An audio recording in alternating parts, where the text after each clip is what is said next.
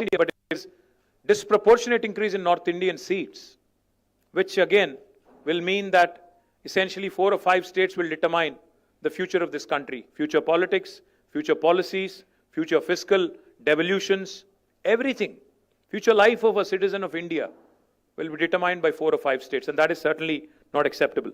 And why do we not have enough confidence in union government when it says pro rata? Because we've had bitter experiences.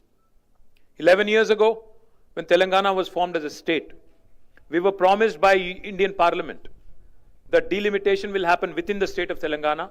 The number of assembly seats would increase from 119 to 153. But has it happened in 11 years? Despite it being an enactment of the Parliament? No. Why? Because it does not suit the BJP. It does not suit the union government. Where it suited them, they've done it. It suited them in J&K. It suited them in Assam. So they've done it there. But it doesn't suit them in Telangana and Andhra. So they don't do it here. That is exactly what we are apprehensive of. Let me also remind you, never in the history have there been such high proportion of cesses that have been added, which are depriving the states of their rightful share in devolution. States are, I've heard in that room from one of the chief ministers, I think it is Kerala chief minister, who said, federalism is not a gift, it is our right as a state. India is a federal republic. Federalism is enshrined in constitution in letter and spirit. That's exactly what we are demanding. We are demanding our rights. So what are we proposing as Bharat Rashtra Samiti? What did we propose in the meeting? We proposed 2-3 things. Why is delimitation being done at all? Delimitation is being done because India is a representative democracy. People need voices. Population has increased. So therefore, number of seats has to increase. Yes. But why don't we do this? Normally, all of you know, all the media people also know. A first point of call for a citizen when there is a problem is possibly the local MLA, if not the local corporator or local sarpanch. It could be the local assembly constituency representative. So what we are proposing is, I think union government should go ahead and increase the number of assembly seats within a specific state so that wherever there is an increase in population, all those challenges with respect to representation, with respect to better administration, decentralization, etc. can be tackled.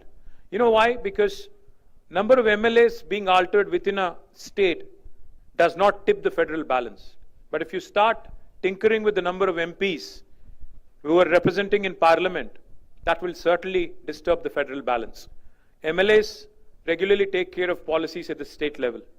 But MPs, members of parliament, take care of policy at the national level.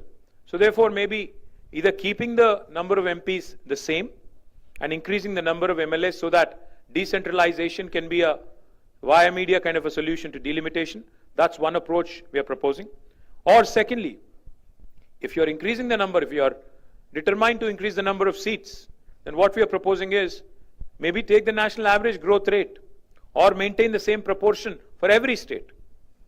Because you see, Government of India itself, through 42nd Amendment of the Constitution and back in 1976, had brought in, population control as a measure and suspended further delimitation for 25 years. In 2001 again, Atal Bihari Vajpayee government suspended it by 84th Amendment for another 25 years. So for 50 years, we have not increased number of seats. Now, if we are going to increase, then it has to be in same proportion across the country.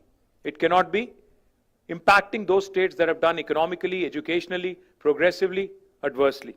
And we would also like to propose, this could sound a bit radical. Population alone cannot be the criteria. What if we start asking, 19% of South India contributes to 36% of GDP. So can the South have 36% representation in Parliament? That could be a radical solution. Why population alone should be the criterion for delimitation? Why not fiscal contribution? Why not development? Why not progress? So we are certainly keen to see what